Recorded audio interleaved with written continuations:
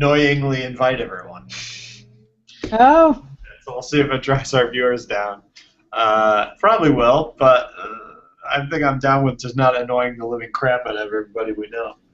And it's 12 o'clock now. Hold on while I get this one thing ready. Yay. Yeah. All right. You ready? Here we go. 1, 2, 3. Hello, everybody, and welcome to this week's SEO and IPA. It's the fun weekly hangout about inbound marketing, online SEO, entrepreneurship, and more for cool people of all shapes, stripes, and colors. As always, I am Dan Barrett here from Two Friendly Nerds. That's TWOFriendlyNerds.com, the world's friendliest web design and marketing company. And with me, as always, is Patty DeLessio. You know what they say, Google doesn't slap Patty, Patty slaps Google. Patty DeLessio from reinventinteractive.com. That's reinventinteractive.com. Patty, how are you today? My wonderful Hello. I'm great. You like that one? I like that one. The good. I like it too. Slap Patty, Patty slaps Google. I kind of want to slap Google, so. Yeah, this is what this whole thing is going to be about. While they monitor our Google Hangout stuff. But before we get on, so if you're watching this, we've got a lot of really interesting stuff actually to cover, and we're sort of today's theme is sort of like companies behaving badly, almost sort of. Oh, Patty's putting on her makeup. That's cool. All right. So, but before we do that, let's talk about our beers. Oh yeah. I can go first actually because I think you've had this beer on here. So I don't know if it's new, so I kind of want to get it out of the way, but it's new to me. Okay. And this is the Victory Dirt Wolf Double IPA. Is this something you've had? Yeah, you made a face, so I'm assuming. Kudos. Brilliant beer. Love, love, love. Really? Yeah, so this is from your stomping ground, right, from Philadelphia. Is that the case? Yeah.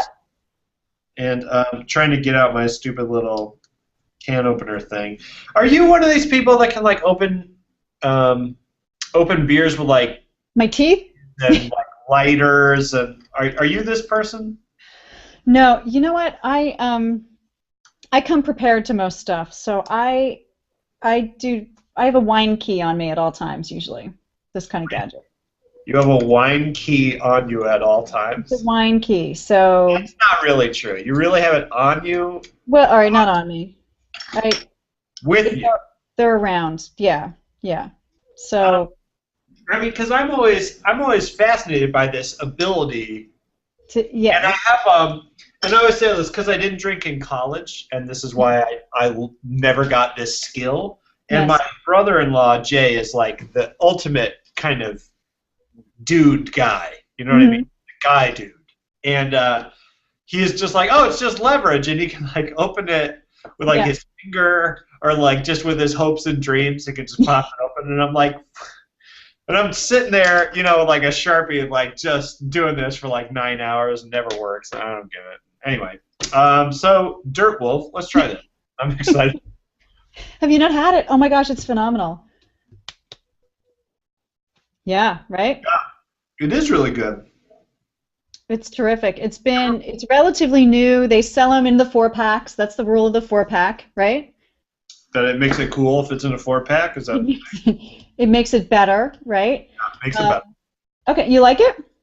I do like it. It reminds me of the Lagunitas Little Something.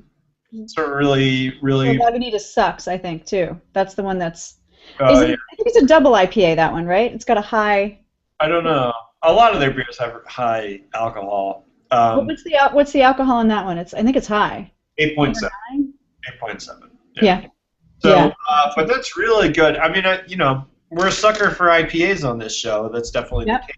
And it's got that really nice hoppy, floral kind of taste to it. So that's really, really great. So I am last night.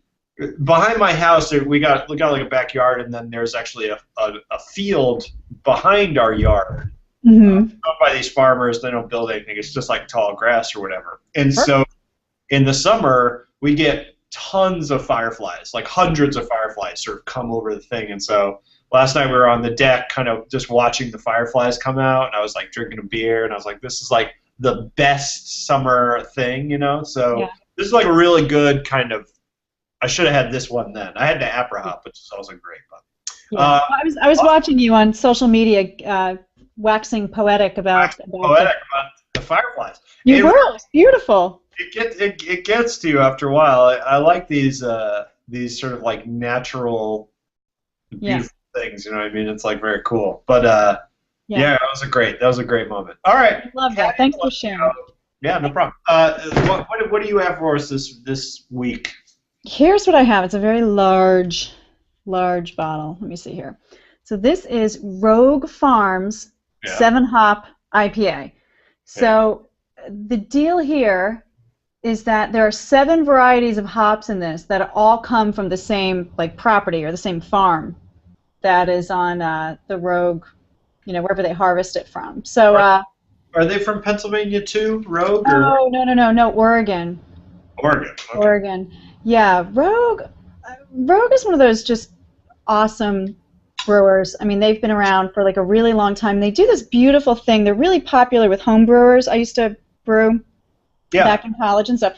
And they give you, they've always, they always give you more information on their bottles. You know, they tell you what the gravity was. They tell you, they almost like kind of support the home brewer. So how to make it or how they did it. Yeah.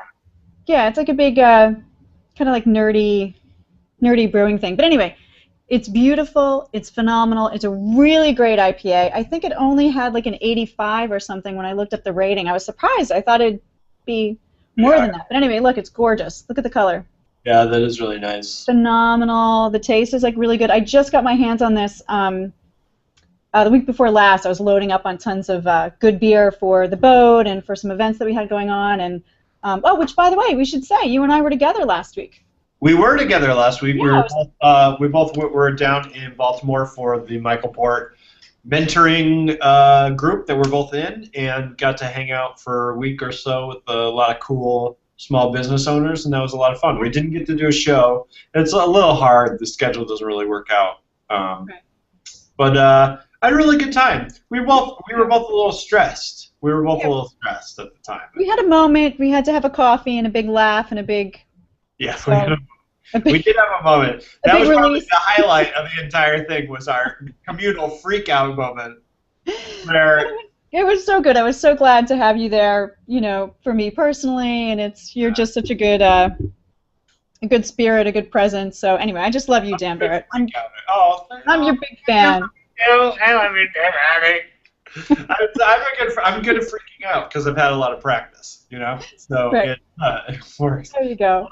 Cool, man. Well, let's talk about. I want to talk about this week's stuff. So let's talk about the SEO thing, and we'll talk about the more general thing.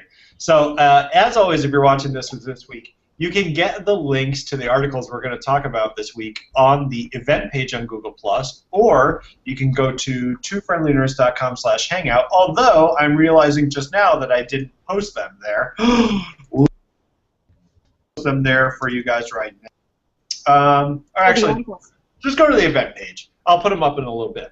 But you can usually get the links to this week's show's articles there. So, Patty, I saw this just a couple days ago, and I knew we had to talk about it, and it sort of flew under both of our radar. But this week I wanted to talk about an article that ran in the Content Standard, which is where I read it, although I'm sure if you guys look around, you'll be able to find this on many SEO news services or whatever. And this is a story about Google removing photos for authorship. So, for people who aren't aware, Google Authorship is this program you can get into. You connect your website to your Google Plus account, and Google will, theoretically know when you make a blog post, they'll know that you're the author, and they'll put a little photo down there along with a list of the people you have in your circles and, various Google Plus stuff. And it's a very popular SEO tactic because it was believed to really significantly drive up click-through rates in Google. People would see the picture, their eyes would be drawn to it. There are a lot of sort of eye tracking studies done that showed that people really were attracted to these photos and tended to click on these posts.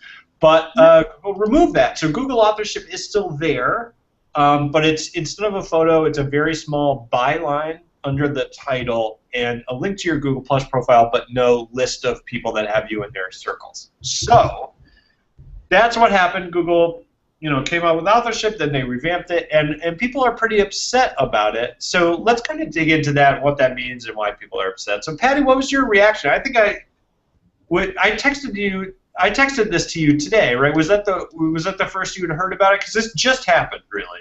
Yeah. It was, and I was, distracted all last week, so I wasn't, paying. We were actually gone last week, which is when this happened, right? So we sort of we missed it, yeah. Exactly, yeah, and actually, I just I've been sitting here looking at it all morning, trying to catch up, and I'm looking at an article right now that was just put out about an hour ago on WordStream that's quoting a lot of the Rand Fishkin Twitter posts. So here's a real interesting thing that Rand says is getting to the bottom of the why. So Rand says, in his opinion, the most compelling explanation for Google removing profile pics from search is that it distracts from ads and costs advertisers clicks, which is exactly what you and I were questioning. We're like, well, it's got to be a money thing. It's got to, kind of come down to it. So it's interesting. It tells me that it was doing such a good job, right? They must have just tons and tons of data on it that it was doing such a good job that it was costing advertising dollars. Yeah. So we should say that I know. Yeah. So we should say that the official explanation, right, from Google was that they are trying to simplify the search results, right, and they're trying to just make it a cleaner, more streamlined experience. They're thinking about mobile experience and stuff. So that's the primary reason. Is graphic design, essentially, they said. We know that's complete bullshit. That's absolutely complete. Kind of sounds like bullshit, right? And it's interesting because they also said, as part of this sort of, releasing this information, they said that the new version that they rolled out, which again doesn't have the photo, it's much smaller, they said that there's no drop in click-through rate, which seems really strange because, like you said, there's a lot of evidence out there, and I think even stuff put out by Google that was touting increased click-through rate as the reason to get into authorship, right? Because you're personalizing your search results and so on. Right. And I know that Google has gradually tightened authorship since it came out.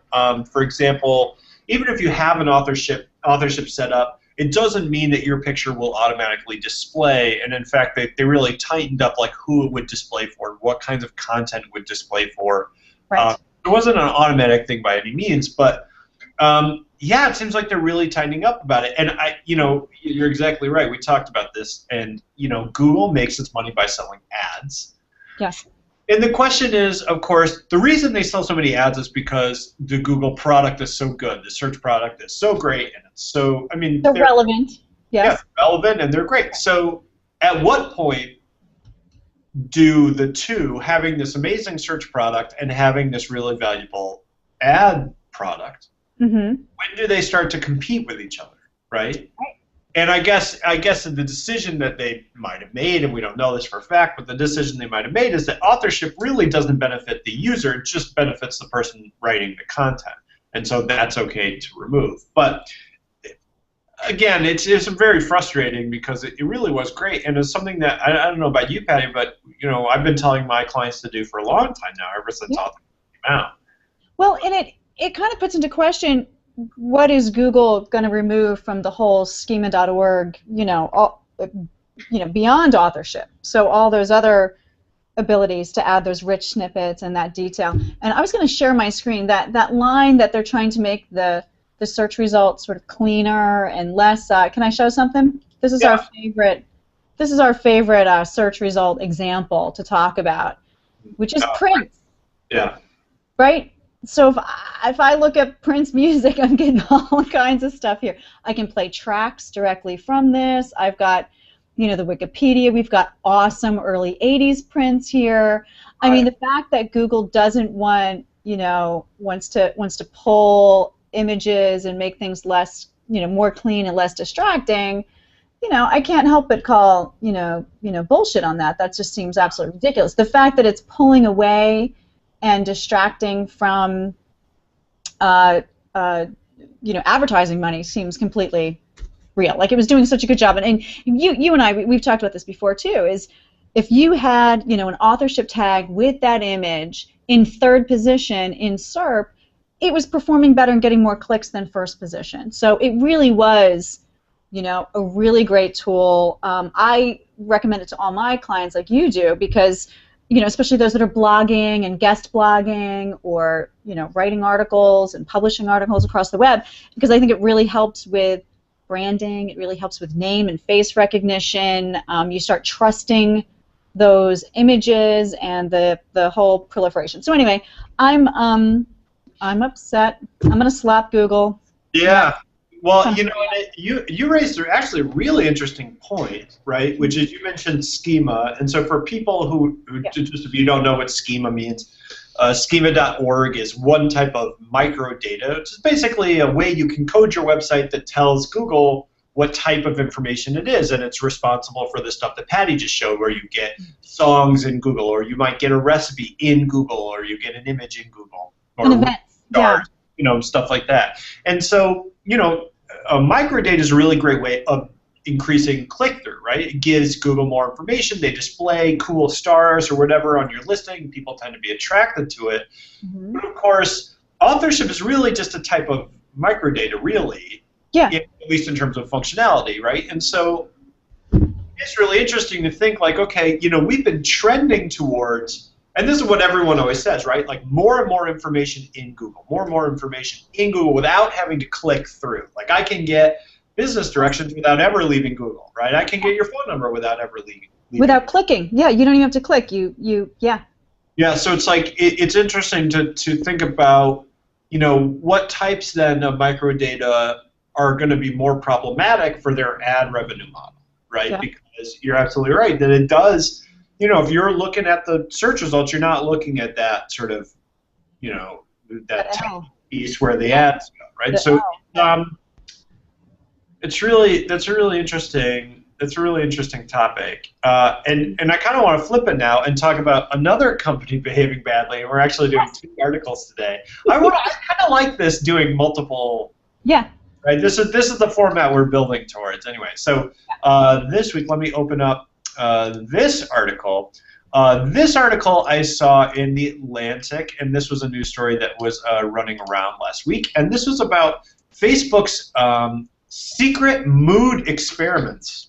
Mm-hmm. Basically, Facebook I think it was in 2012, right, ran an experiment, you know, with some people. It wasn't just Facebook, but they had some people working with them. Ran an experiment to see if they could manipulate the mood of Facebook users by controlling what goes into their stream, right, the stuff that they see, their news feed, rather. So what they did was they showed some people more, you know, content that had more sad words, or words that were tagged as being, you know, sad or depressed or whatever, and then some people, news feeds that had more content that was happy or upbeat, and the sad people who got the sad information tended to then post more sad content, and the people who got the happy content tended to post more happy content. And the conclusion was that they can indeed fairly significantly alter your mood over time by controlling what they see. And a lot of people sort of, I think understandably, freaked out about this. You know, they really kind of, this idea that companies are manipulating you through the content that you see online has sort of struck a chord with a lot of people. So I wanted to bring it up. You know, Patty, you and I both do significant amount of user testing, right? We both do split testing, and we were just talking about this before we got on here. I'm rolling out like a new marketing thing, and I'm doing pretty extensive testing on ad text and landing page text and trying to drive clicks. So let me take the devil's advocate position. This is no different than any other split test, and all they're doing is trying to make the site better, and people they just don't know what online testing is all about. True or false? Patty. Take it, Patty. I think it's false. I'm one of the, I'm in the crowd. I'm in the lynching. I'm not into this at all. Well, you know what it is? I don't see the direct correlation between the statement that they made, which is that it's to improve services and relevancy and engagement. It's clearly a social experiment. It's clearly a social experiment with people who have not opted in, and I think that they've really taken, kind of advantage of that. But even more importantly, though, I have to say, did you read the details as to how this was gathered and the really shitty natural language algorithms that they have? I read this whole thing, but it was a couple of days ago. Yeah, it's actually in that article. I don't have it here, but it was like, because you said like I'm not happy, even though, because I had the word happy, it actually didn't count that as a negative or a sad phrase, but as a positive. Like I was to put this in a whole different perspective, I was really shocked at how shitty the natural language algorithms are, and I studied. Here I'm going to drop the college knowledge on you. All right, college knowledge. Drop that college bomb on me. I studied information systems at Drexel University, right? And this is, early 80s. I was taking courses on artificial intelligence, and there's this really well understood natural language product called ELIZA that was created in the 60s that we were studying at the time, which was literally you would ask it questions, and then this ELIZA would kind of answer you back. Yeah, I remember. You know what this is? Specifically, can I be honest here? Mom, if you're watching this, I used it for dirty talk when I was a kid. I made it talk dirty to me, and I was like, yeah, I remember. That's my main memory of that program. But no, I was a kid. I liked computers. Anyway, cool. But anyway, I was really shocked at how shitty the results are that they were getting back. Now, in 2012, I would have thought that it would have come a lot further, and I suspect it is. I just think that maybe whoever set up this test wasn't using a more current it was people working with, it was like some academic group working with Facebook, right, rather than just like some sort of internal Facebook thing. So right, which is interesting, and mind you, they do lots of reports on this idea a lot, right? So it's spending all this time on Facebook, does it make you happy or sad, and what is the feelings of jealousy and your place in the world and comparative concepts between you and your peers and your friends. There's a ton of articles about that idea, right? Yeah. And I guess that's why I said that in the description. It just makes you more miserable than normal. Yeah. Right? Well, let me pose, because I agree with you, but just to play devil's advocate, okay? Just to be everyone in the experiment did opt in when they signed up for Facebook. Okay? Well, they signed up. Really. No one reads it, but that's no not. one reads it. Yeah. There is a term of service, right? But two, is this any different than me saying, okay, I have a landing page and I want people to buy something, so I'm going to use all bright colors because I think bright colors make people more optimistic, and that makes them more likely to click? I mean, is it somehow worse that they're trying just to affect your mood? Because if they do know how to affect your mood, then yeah, they can make you more likely to click on ads, and that's what all split testing is about. Right. So where does it become creepy? Because I agree, it is creepy. I think, we're sort of fundamentally uncomfortable with the idea that we are so manipulatable, right? Yes. But we are being manipulated every day. Right, yeah. By everything around us. Marketing is one huge manipulation. Right. So, where the cereal boxes lie on the shelf, what. So what makes, and I'll say that I think this is why I think this kind of disturbs people. Mm-hmm. It's because we assume that Facebook is like someplace you go to hang out with your friends. We don't think of it like I'm entering a store or I'm going to a landing page which is going to try to market to me, where you kind of put your defenses up. And then I think the other piece is that the way they're manipulating you is by choosing what to show you, created by people you know, right? So it would be like if I could like sort of come into your house and like your mom's hanging out and I'm like, I'm only going to put you and your mom in the same room when she's in a super shitty mood. And I'm going to see what happens. You know what I mean? Like, that's weird because you're now you're manipulating like what I see that people I know are sending me, right? So it's this way of sort of inserting themselves into what people assume is a non-commercial space. Yeah. But in actuality, everything that happens at Facebook is commercial. Yeah. Right? But we've sort of, social networks seem like they should be outside of that somehow. And that's like a weird...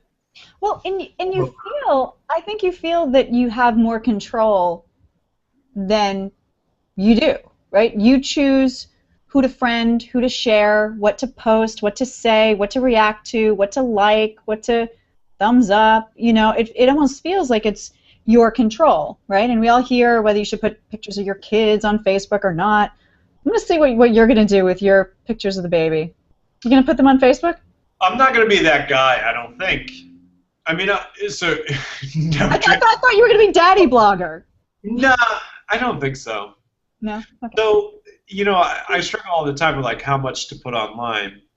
I know when I was younger, I put tons of stuff online. And I've always been very open online. I don't really care, right? But, you know, there's this one time, the first time it really started to, I realized it was sort of weird because, I mean, we've talked about this a little bit, but I have like an online following for music, not for what I actually do, right, but for my music stuff. And they tend to be sort of, not like obsessive, but just kind of, they're people on the internet all the time. They do a lot of like internet stuff. And, you know, I just kind of friend whoever on Facebook. And I was sort of, someone sent me a message and I just clicked on their profile. My wife was with me and she saw that this person, who neither of us had ever met, and I have no idea who they are, his cover photo was a photo from our wedding. So she got really freaked out. Of you? And I've had people come to my house that I don't know and be like, I found your address online and like I want to come to your house. Nuh-uh. Yeah. So it didn't bother me, but it bothered her. You know what I mean? Yeah, it would bother me. That really freaked her out. So, you know, so I stopped friending people. So it really is like everyone's got different sort of boundary lines, right? And sort of different types of things you're comfortable with. And I think one of the things about Facebook too is you don't realize the pitch is happening, right? Like when you're on a landing page, you get it. I get what this is about. You know what I mean? You get what the pitch is. There's a pitch. But it's like these psychological experiments where they're like, okay, I want to see how long you can like count these numbers or whatever. And then they like, that's not the real experiment. The real experiment is they're going to like kick you in the balls on the way out, and they're going to see how you react, like depending on how many numbers you counted. You know, it's like the number is like the experiment. That's what this feels like, right? It's like, oh, the ads are up here, I can ignore them. But really, what it was like, my friend Mark works for Facebook, and he's like, hey, dude, what do you think about Facebook? And you're like, hey, Mark, and, you know, whatever. You think it's a little... Mark is Mark Zuckerberg? That was subconscious. I didn't even mean to do that. Anyway, yeah. Well, I think what's interesting is that for the feed, the Facebook feed, there's been a lot of controversy about what algorithms go into what you see and what you don't see, and again, what choice you have, right? So it's almost like if the Facebook algorithm, you know, if the Facebook feed is coming at you like a fire hose, it's not, you know, behaviorally, it's going to be hard to witness or even read or manage. So I understand from a technical standpoint, right, Dan? Like you want to pre-chew that just slightly, and then you want to kind of put in those indications as to, you know, kind of who you want to see more of and who you want to see less of, and the people who I've gone to their pages and liked and thumbed up their stuff, then maybe they'll kind of land higher on the heap, right? I get all my food pre-chewed. Right. So it's just safer, people. Like it's like the bird, yeah. But I don't know. It's I get that, and I get that there has to be some algorithms, but there's been so much drama in and around Facebook. I do get surprised after a while, like why it's still. Yeah. Why we're still surprised. Because it's only a matter of time, right? Yeah. Before Facebook gets MySpace. Yes. Ooh. And they say the tipping point is always when your parents get on the social network. Social network starts to die slowly but surely because the kids all leave, right? So I'm very curious. I'm very curious. That's my phone going off, but it's actually 12:30, so it's perfect timing. So you know what, Patty, do you want to wrap up while I mute my microphone? Yeah, I mean, are we wrapping up? Are we done? I think it's good. We're all Google's going. I think that we should just burn the house down, Dan. I think we should burn our houses down. Burn both of our houses down, and we should go home. So it was a nice run. The internet's dead. It was a good run. Yeah, SEO is dead. The internet is dead. Facebook is dead. Social networking is dead. Everybody's dead. If you are not dead and you're still watching this, you can get this week's full video as well as all of our past videos at twofriendlynerds.com/hangout. That's twofriendlynerds.com/hangout.